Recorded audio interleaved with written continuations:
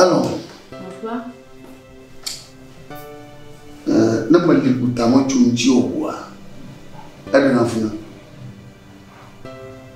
Alors même toi que la bien. Afin on va goûter.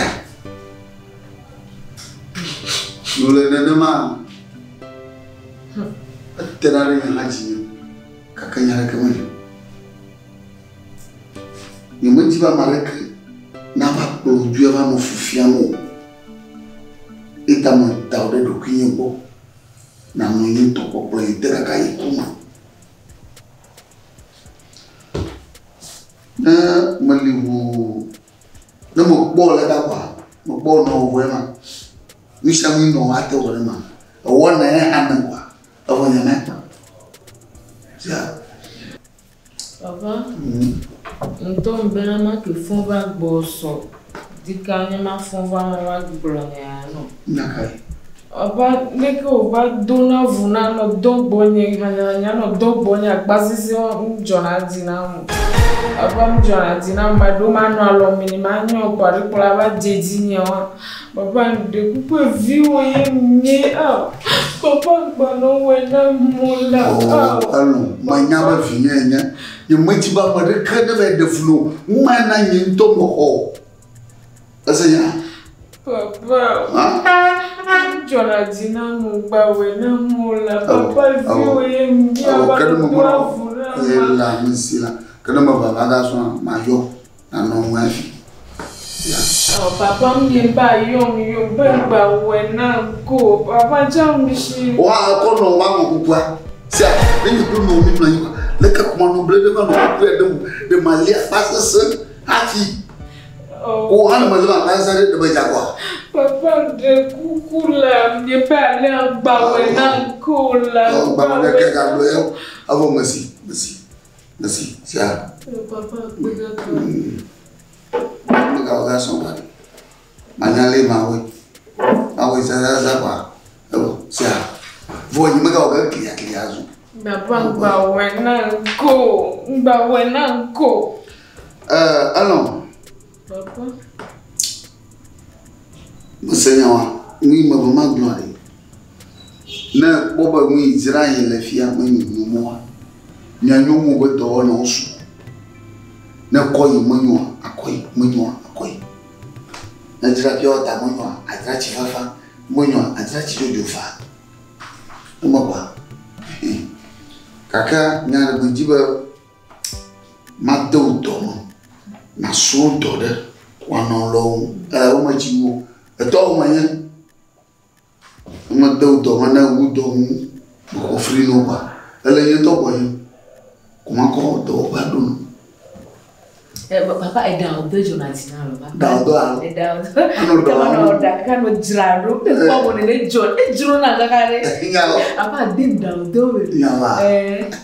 Na o ni le zamo ba. Ma do down. Sia.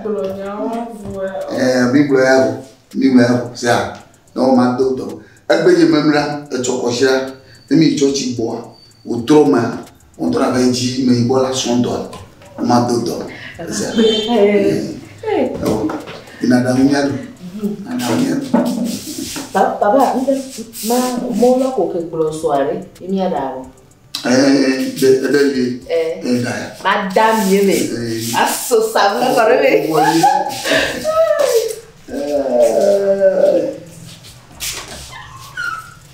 Anayewa ngala wanego. Mala wana. No mani ukule boy. Ureka potore boy. Ni mo wono ba mara si chude mare na lai ko aba no anya. Ah. Ogbenya ma. Gagle kasi. Nenye.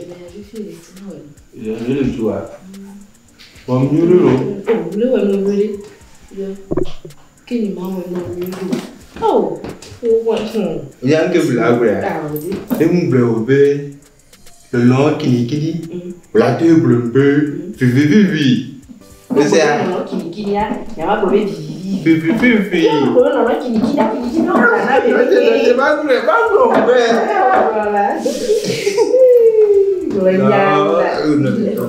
Ba wa kini yo.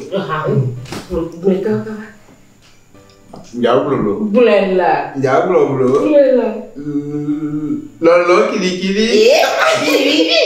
Umpawe, kili lah. Umpawe.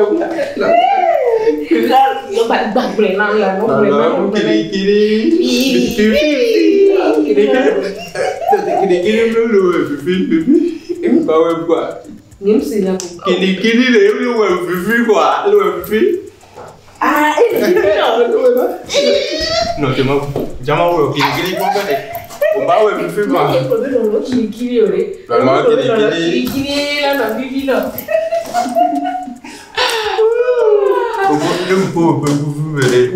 Je peux le couper, comme on a de couper quoi? Non, bon gars. On peut le couper. Je peux le couper. Je peux comme on a de couper. Et so bien. On pense au mot si là on a bien. On a bien. Oh. Alors, la loque il est. Papa raison. Oh, non. Alors, ma guerre. Papa, j'ai envie de dire, il va me noter nous pour voir les masses de Sophie. Ah, j'ai envie. Va prendre. Papa, je vais pas fion. Il y a des gens qui va fion. Nous ne pas où. Papa, je vais pas fion na poeda. Ah non. Tu dis pas plomb qui va faire mon bébé à Jania. Papa, nous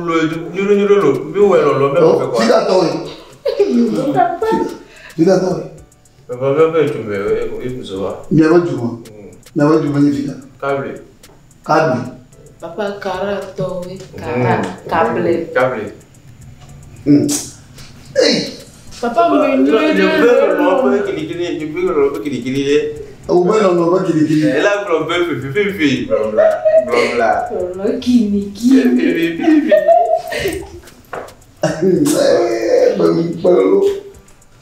Lolo kili. Comment tu es là? Regardez. Soutenirs, papa. Papa a jamais vu un béma pour le sauver fionner. Papa, ouais, viens au peu là. Papa, on va venir là. Maman, vous pour ma Bible le freiner là. Ah, on va payer. Papa, il pense que c'est beignuero, il ne sait pas voler. Non, maman n'a pas son dos. Elle doit avoir son meilleur. Papa, ne valait pas le maudit fiola, ben mieux ben à ma place au bas fiona. Papa, tiens, tu ne dois pas maintenant. Tofi. Allô, madame Foto.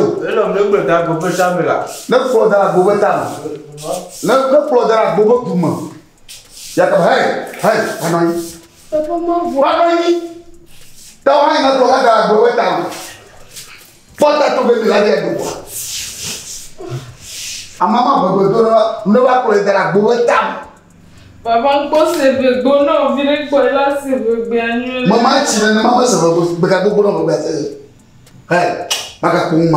Papa, on y a fait qu'à moi, on adore. Gadra Roupelo.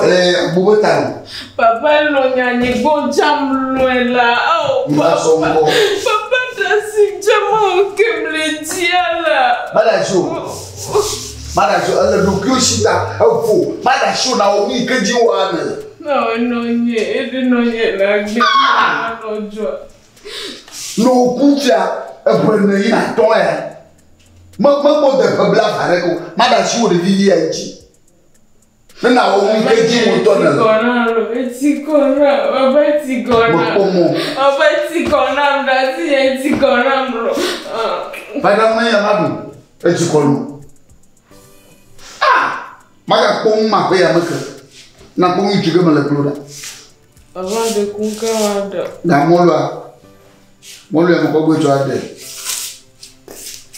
mo ne ba ko da gbo wetam ni e programa ti tere gbo ye wetam na gi kwa mo kabri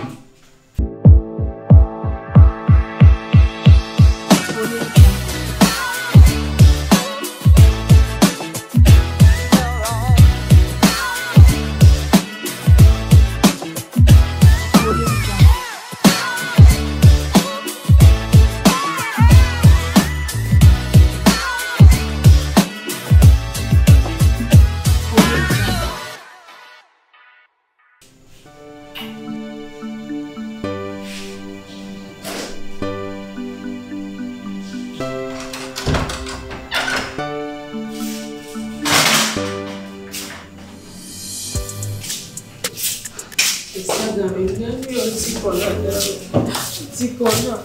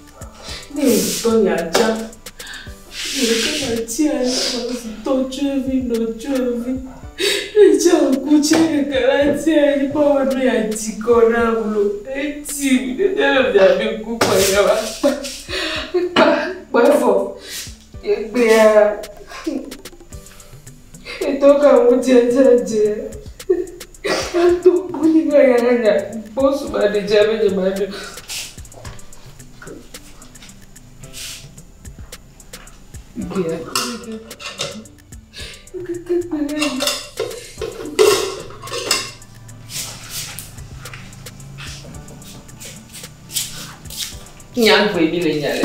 Baby le. Eh ko kwa ya vetu dada. Vetu dada kwa le. Ela vai dar banho le. Sempre acha que vai tu.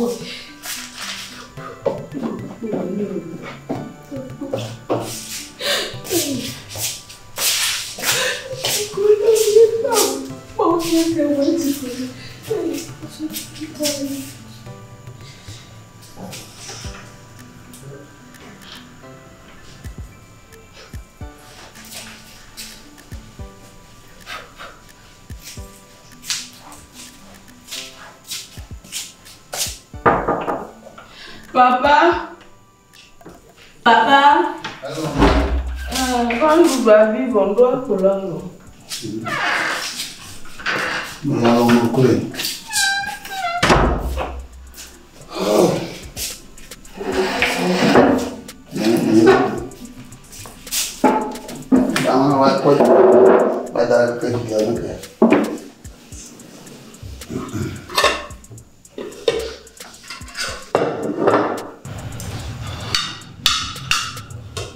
Bientôt voilà. Vous m'envoyez du pain, la mise d'après non bon à Suya, Miro, Moboniado, Nana Nina Pointina, Yesu Christ Bongo. Amen. Amen.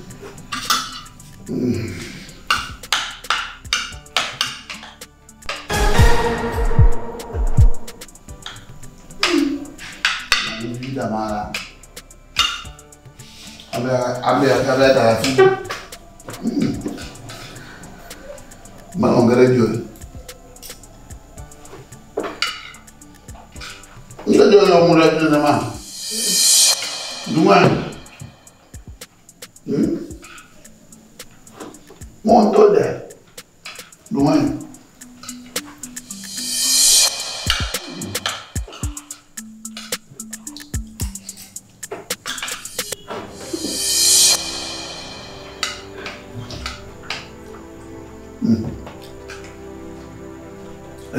Bien.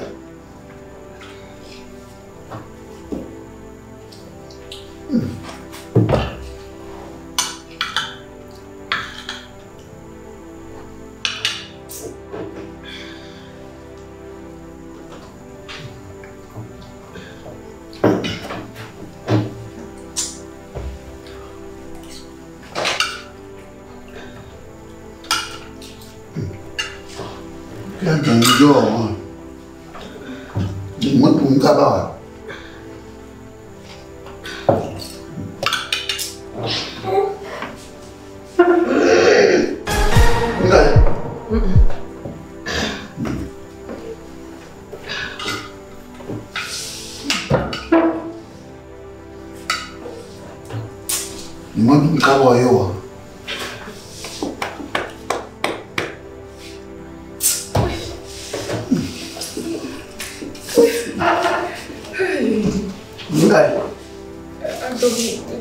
Dormant. Il y a un dormant, pas dormir. Madame, il doit. Moi, je suis là bas. Bon, je vais vous dire.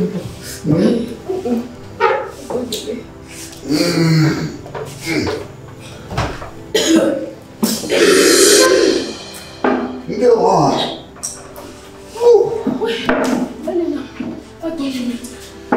Il y a un dormant, un dormant. Papa.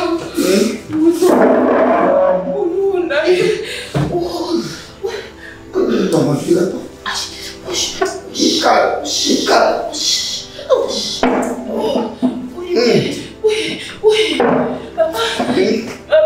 Dorme, ma.